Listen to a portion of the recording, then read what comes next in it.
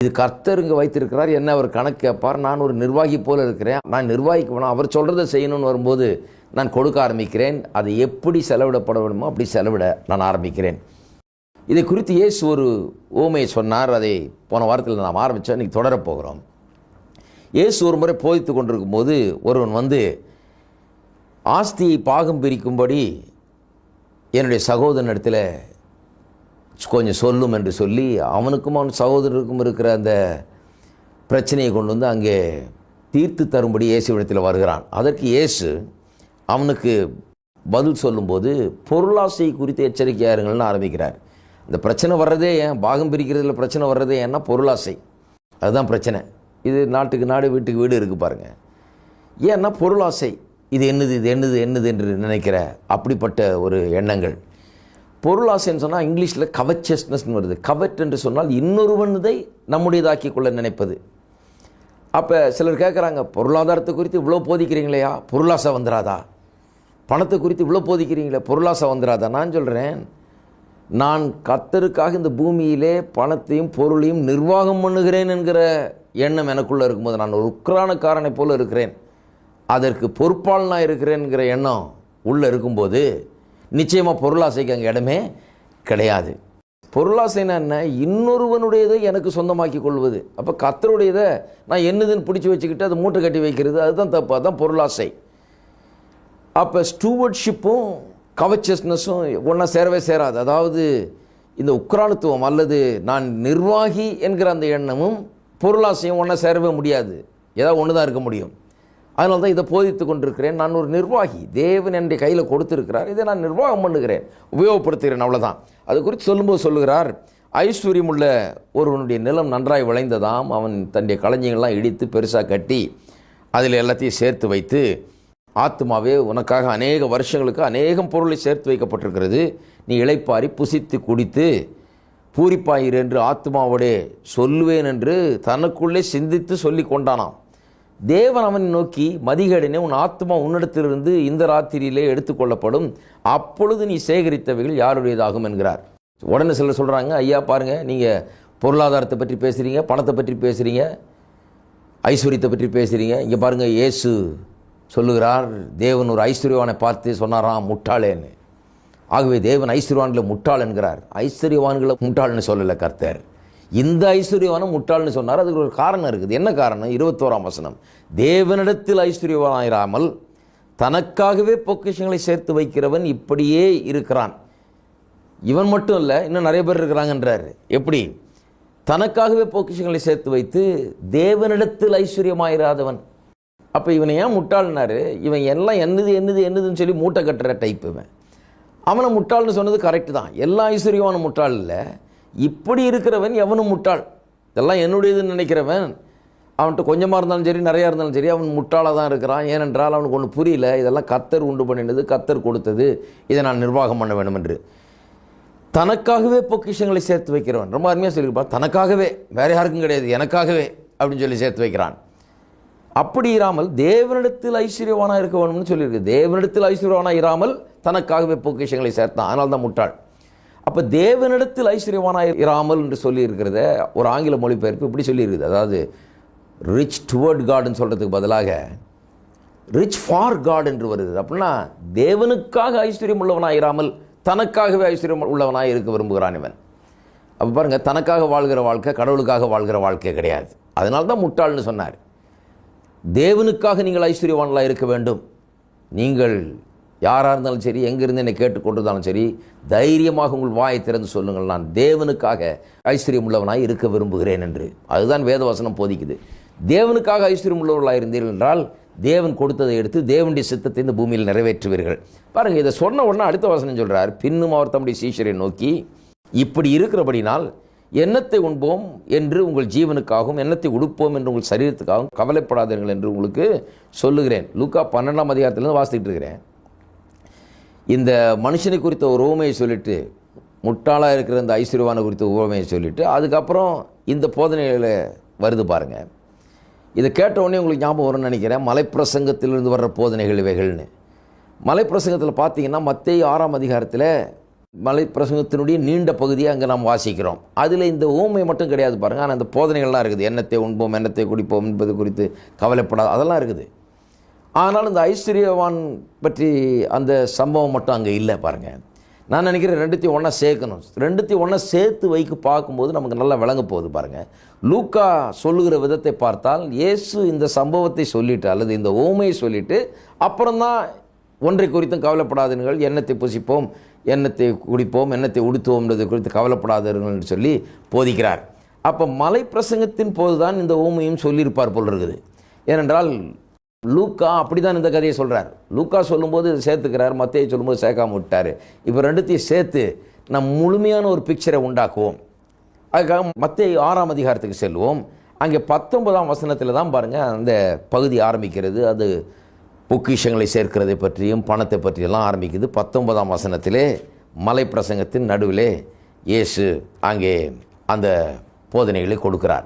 இந்த 19ஆவது வசனத்துக்கு முன்னாடி கொண்டு வந்து இந்த ஐஸ்வர்யவானுடைய ஊமையை சேர்த்துட்டு லூக்கா 12:13-21 வரை வருது இல்லையா, அந்த வசனங்களை கொண்டு வந்து சேர்த்துட்டு அதுக்கப்புறம் மத்தேயு 6:19 வாசித்தீர்கள் என்று சொன்னால் எந்த சந்தர்ப்ப சூழ்நிலை எதோடு இணைத்ததை சொல்லப்படுகிறது என்பதை நாம் விளங்கி கொள்ள முடியும், நன்றாய் புரிந்து கொள்ள முடியும்.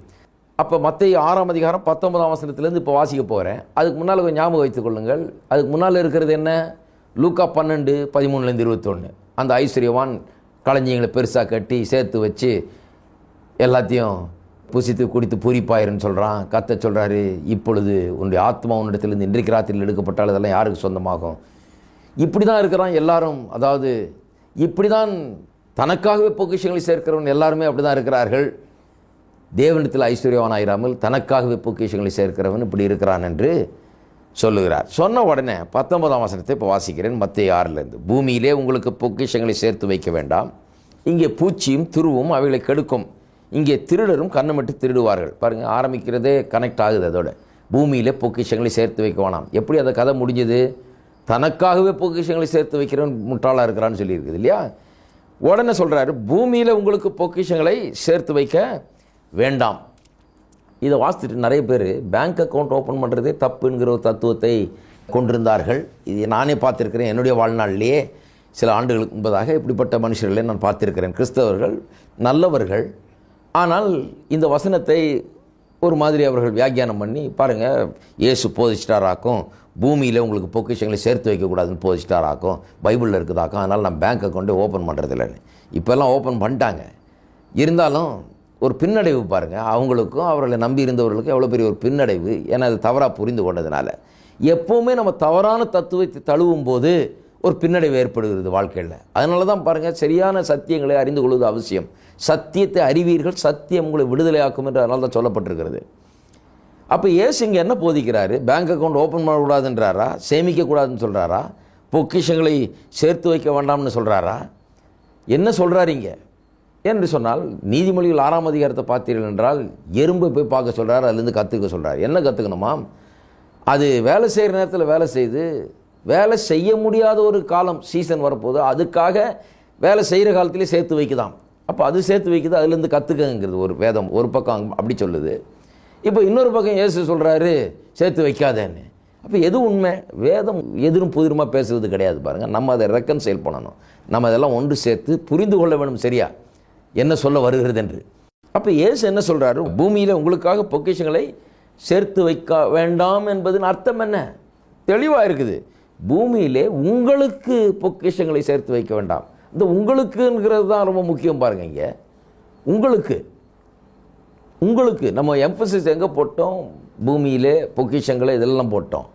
உங்களுக்குன்றது தான் இங்கே முக்கியம். உங்களுக்குன்னு சொன்னால் எனக்கு எனக்கு எனக்குன்னு தனக்காகவே பொக்கிஷங்களை சேர்த்து வைக்கிறவன் இப்படி முட்டாளாக இருக்கிறான்னு சொல்லியிருக்கு இல்லையா. அதுதான் உங்களுக்கு. உங்களுக்குன்னா சேர்க்கும் போதே எனக்கு எனக்கு எனக்குன்னு சேர்க்கறது. நான் மூட்டை கட்டுவேன், நான் முடிச்சு போடுவேன், நான் உட்காந்துருப்பேன், எனக்கு யாரும் கொடுக்க மாட்டேனாக்கும், இதெல்லாம் என்னதாக்கும், நான் எப்படி கொடுப்பேனாக்கும். இந்த ஃபிலாசபியை உள்ளவன் அவனுக்கு என்ன ஆகிறது? பூச்சியும் துருவும் அவைகளை கெடுக்கும், இங்கே திருடரும் கண்ணுமிட்டு திருடுவார்கள். அது எப்படி எப்படி போகணுமோ கையை விட்டு போயிடுதான். அதான் வேதவசனம் சொல்லுது நீதிமொழிகளில், வாரி இறைத்தும் விருத்தி அடையவார் உண்டு, அதிகமாய் பிசுனாரித்தனம் பண்ணியும் தரித்திரம் அடைவாரும் உண்டு அப்படின்னு சொல்லியிருக்குது. எப்படி ரொம்ப பிசுனாரித்தனமாக இருந்து மூட்டை கட்டி கட்டி சேர்த்து சேர்த்து வச்சு யாருக்கும் கொடுக்காம வைக்கிறவன் எப்படி தரித்திரமாக முடியும்? எப்படி வாரி அரைத்து தாராளமாக செலவழிக்கிறவன் எப்படி பணக்காரனாக முடியும் அல்லது ஐஸ்வர்யவனாக முடியும்? எப்படின்னு சொன்னால், வாரி இறைக்கிறவன் சொன்னால் கர்த்தருடைய காரியங்களுக்காக தாராளமாக எடுத்து செலவழிக்கிறவன். நான் புரிந்து கொள்கிறான், இதெல்லாம் கர்த்தருக்கு சொந்தமானது, நான் அவருடைய வேலையை செய்யணும்னு சொல்லி. மூட்டை கட்டுறவன் தப்பான தத்துவத்தில் வாழ்ந்து கொண்டிருக்கிறான். தப்பான தத்துவத்தில் வாழ்ந்து இருக்கும்போது தேவனுடைய ஆசீர்வாதமே அவனுடைய வாழ்க்கையில் நின்று போய் விடுகிறது, இல்லாமல் போய் விடுகிறது. ஆசீர்வாதம் வர்றது மட்டும் இல்லை, இது எப்படி எப்படி போகணுமோ கையை விட்டு அப்படியெல்லாம் பூச்சி துரு தின்னுறது போல் இருக்கிற பணமெல்லாம் கரைந்து போகிறது. எதை வச்சு காக்க முயற்சிக்கிறானோ அதையே இழந்து போய் விடுகிறான். இதுதான் வேதவசனம் போதிக்கிறது. அப்போ யோசித்து பாருங்கள், நம்ம எல்லாருமே சேர்த்து வைக்கிறோம். உங்கள் பிள்ளைகளுக்காக நீங்கள் சேர்த்து வைக்கிறீங்க, கல்லூரிக்கு போகிறதுக்காக சேர்த்து வைக்கிறீங்க, திருமணத்துக்காக சேர்த்து வைக்கிறீங்க, ஒரு வீடு கட்டுறதுக்காக சேர்க்குறீங்க, சபைகள் கட்டுறதுக்காக சேர்க்குறோம். இப்படியெல்லாம் பல விதத்தில் நம்ம சேர்க்குறோம். அதெல்லாம் தப்பா? வேதமெல்லாம் தப்புன்னு போதிக்குதா? கிடையாது. ஏனென்று சொன்னால் வேதவசனம் என்ன சொல்லுகிறது? தன்னுடைய சொந்த குடும்பத்தை கவனிக்காதவன் அவிசுவாசியிலும் கெட்டவன் என்று சொல்லியிருக்கிறது. அவன் விசுவாசத்தை மறுதளித்தவனாம், விசுவாசியே கிடையாது அவன் சொல்லியிருக்கு. தன்னுடைய சொந்த பிள்ளைகளுக்கு, தன்னுடைய மனைவிக்கு, தன்னுடைய பிள்ளைகளுக்கு வேண்டியவற்றை சரியான முறையில் செய்யாதவன், அவருடைய நலனை காக்காதவன், அவர்களுக்காக காரியத்தை செய்யாதவன், அவன் அவிசுவாசியிலும் கெட்டவன். அப்போ அதுக்காக தான் பாருங்கள், இது கர்த்தர் நமக்கு கொடுத்த ஒரு பொறுப்பு. சிலர் கேட்கலாம், ஒருவேளை என்னையா குடும்பத்துக்கு செய்கிறது அது எப்படி சரியாக இருக்கும்? குடும்பத்துக்கு செய்கிறது ரொம்ப முக்கியம். ஏன்னு சொன்னால், அது கர்த்தர் உங்கள் கையில் கொடுத்த ஒரு பொறுப்பு. குடும்பத்தை கர்த்தர் உங்கள் கையில் கொடுத்துருக்கிற, நீங்கள் அதை செய்ய வேணும். ஒரு தகப்பனாக தாயாக இருந்து இவைகள்லாம் செய்ய வேண்டியதாக இருக்கிறது. உங்கள்கிட்ட பொறுப்பு கொடுக்கப்பட்டிருக்கு, அதை நிறைவேற்றுகிறோமா? நாம் நிறைவேற்றும் போது தேவனுக்கு அது பிரியமாக இருக்கிறது, அதை நிறைவேற்றுவது அவசியமாக இருக்கிறது. நிறைவேற்றாதவன், விசுவாசத்தை மறுதளித்தவன் அவிசுவாசியிலும் கெட்டவன் என்று சொல்லி இருக்கிறது. அப்போ நாம் சேர்க்கும்போது கூட, நம்முடைய பிள்ளைகளுக்காக சேர்த்தாலும் சரி, நம்முடைய வீடு கட்டப்படும் சேர்த்தாலும் சரி, அல்லது எதற்காக சேர்த்தாலும் சரி, எந்த நோக்கத்தோடு சேர்க்க வேணும்? இது கர்த்தருக்காக என்று சொல்லி சேர்க்க வேணும். மறுபடியும் சொல்கிறேன், கர்த்தருக்காகன்னு சொன்ன உடனே சிலர் சொல்கிறாங்க, ஏன்னா பிள்ளைக்கு சேர்த்துட்டு கர்த்தருக்காக சேர்த்தேன்னா, அதுதான் காமிக்கிறேன்னே, பிள்ளையை கவனிக்காதவன் விசுவாசத்தை மறுதளித்தவன் சொல்லியிருக்குது. அப்போ பிள்ளையை நீங்கள் காலேஜுன்னு சேர்க்கும்போது, பிள்ளைக்கு ஒரு திருமணத்தை செய்து வைக்கணும்னு சேர்க்கும்போது, பிள்ளைக்கு வேண்டிய காரியங்களை செய்யும்போது, அதை செய்ய வேணும் என்று சேர்க்கும்போது, முன்னெச்சரிக்கையாக அதெல்லாம் சேர்த்து வைக்கும்போது, தேவனுடைய நோக்கத்தை நிறைவேற்றுகிறீர்கள். நீங்கள் கர்த்தருக்காக தான் சேர்க்குறீங்க. ஏன் கர்த்தருடைய நோக்கத்தை நிறைவேற்று? கர்த்தர் உங்கள் குடும்பத்தை நீங்கள் கவனிக்க வேண்டும் என்று விரும்புகிறார். அப்போ அந்த நோக்கத்தை நிறைவேற்றி நீங்கள் சேர்க்கும்போது கர்த்தருக்காகவே சேர்க்கிறீர்கள்.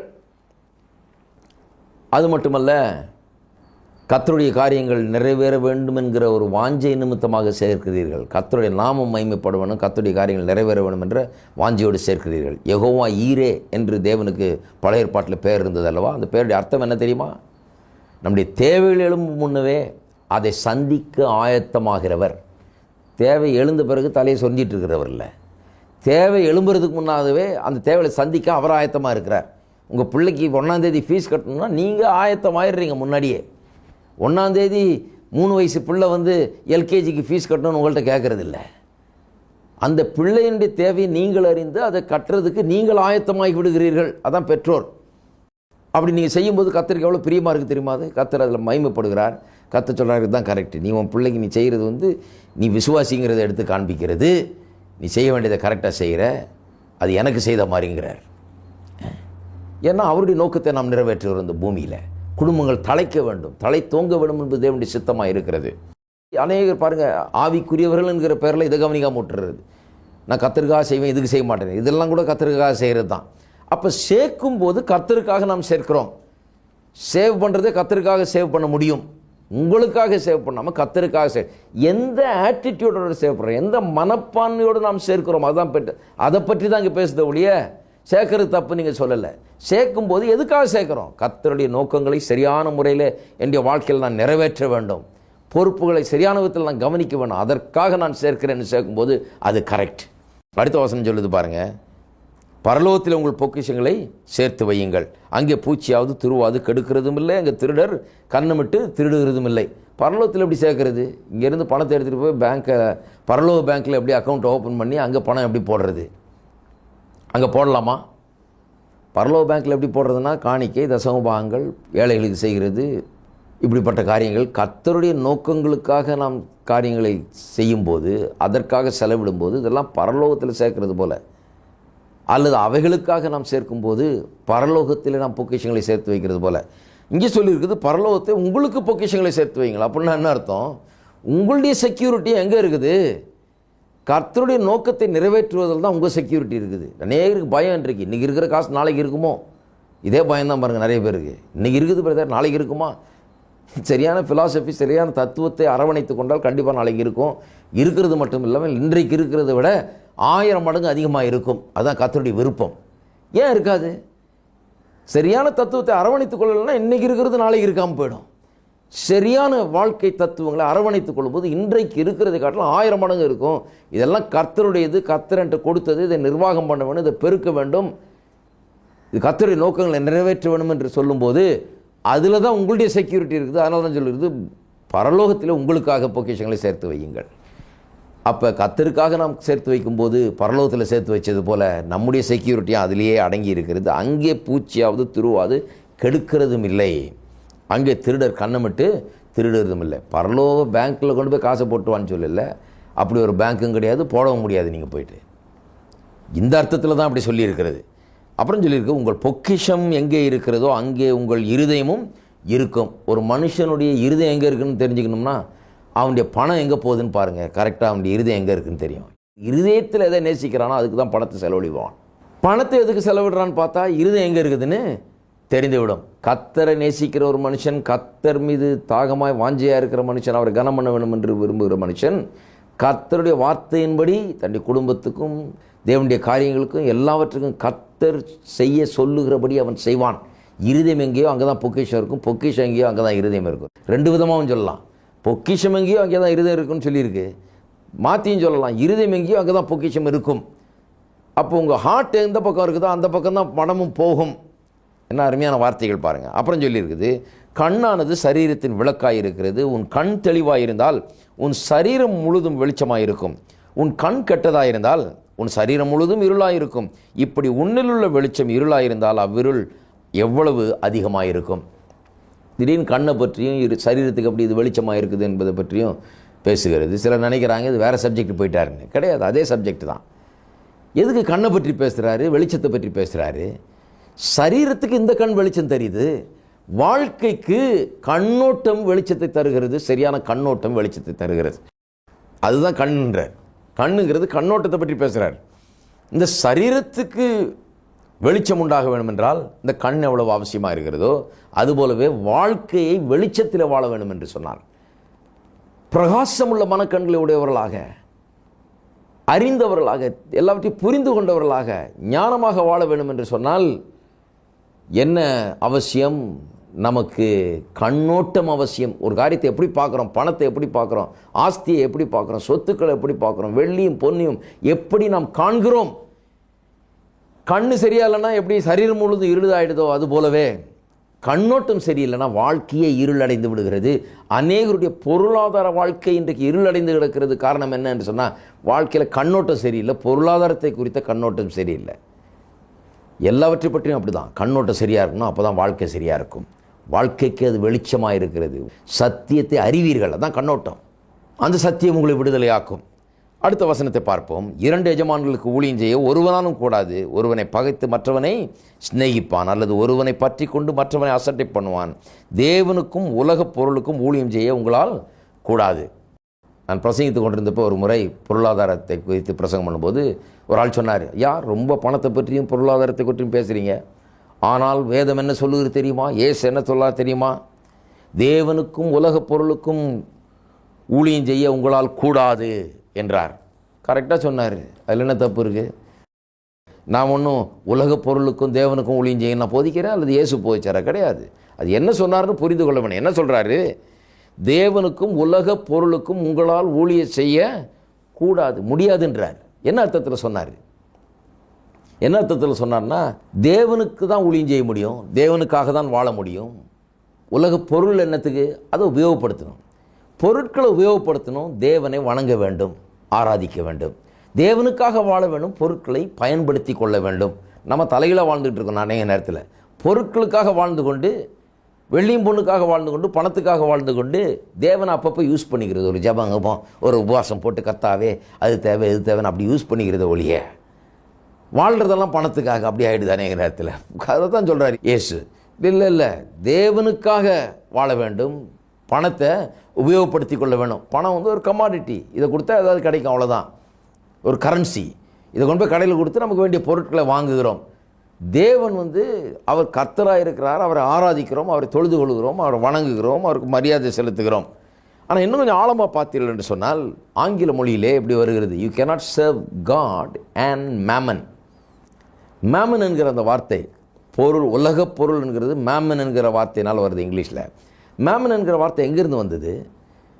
அந்த காலத்தில் மெசபட்டோமியா பகுதியில் வசித்தவர்கள் மேமன் என்கிற ஒரு கடவுளை வணங்கி வந்தார்கள்.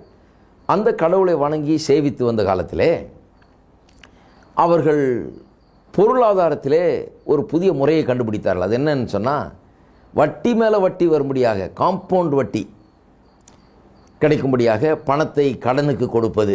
இப்படி கொடுத்து நிறைய பேர் நிறைய பொருட்களை சேர்த்துட்டாங்க. உலகப் பொருள் நிறைய பேருக்கு சேர்ந்து போச்சு. ஏன்னா வட்டிக்கு மேலே வட்டி வர முடியாது கடன் கொடுக்கறது. அந்த மெத்தட் அங்கே தான் கண்டுபிடிச்சாங்களாம், அங்கே தான் உருவானது மெசபட்டோமியாவில். நாளடைவில் என்ன ஆச்சு, இந்த மேமன் என்கிற கடவுளை வணங்கிட்டு இருந்தாங்க, அந்த கடவுளை மறந்துட்டாங்க. உலக பொருளுக்கு பதிலாக மேமன் என்கிற வார்த்தை உபயோகப்படுத்த ஆரம்பித்து விட்டார்கள். ஆகவே தான் you cannot serve God and mammon வருது. கடவுளையும் மாமனையும் நீங்கள் சேவிக்க முடியாது என்று சொல்லி, ரெண்டு பேருக்கும் ஊழியம் செய்ய முடியாது என்று சொல்லி, உலகப் பொருள்னாலே மாமன் என்கிற அர்த்தத்தில் வந்துவிட்டது.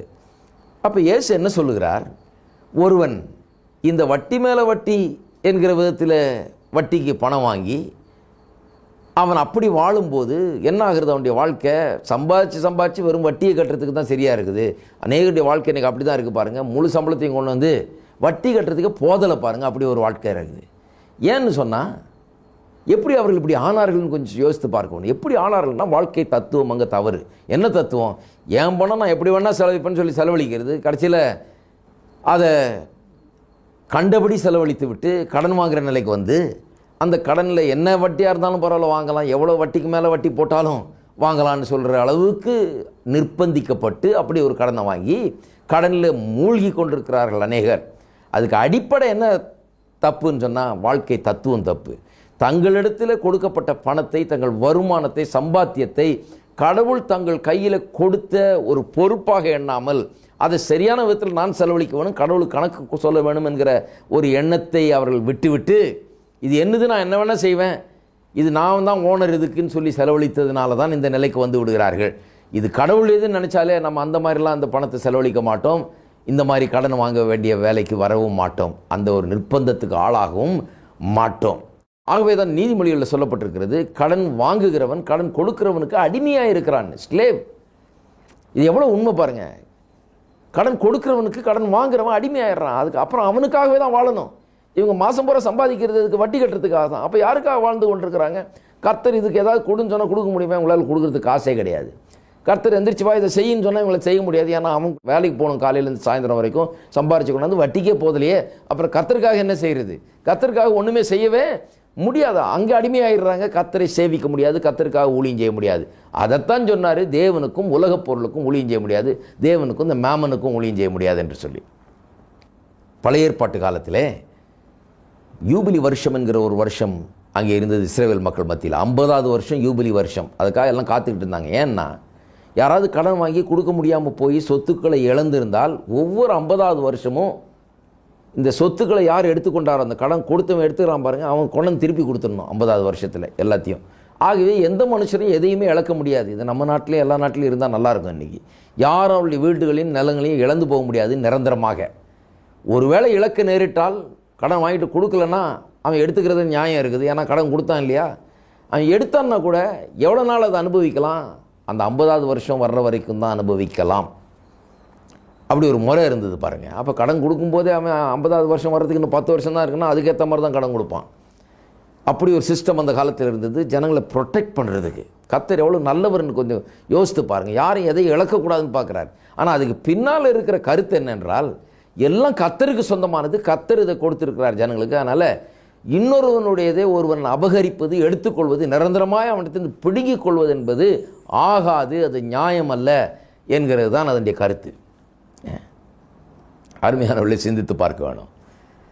தேவனுடைய வார்த்தையை நாம் கவனித்தாலே போகும், வாழ்க்கை வளமானதாகும். இதெல்லாம் சொல்லிட்டு தான் சொல்கிறாரு 25ஆம் வசனத்தில், ஆகையால் எண்ணத்தை உண்போம் எண்ணத்தை குடிப்போம் என்று உங்கள் ஜீவனுக்காகவும் எண்ணத்தை உடுப்போம் என்று உங்கள் சரீரத்துக்காகவும் கவலைப்படாதிருங்கள் என்று உங்களுக்கு சொல்லுகிறேன்.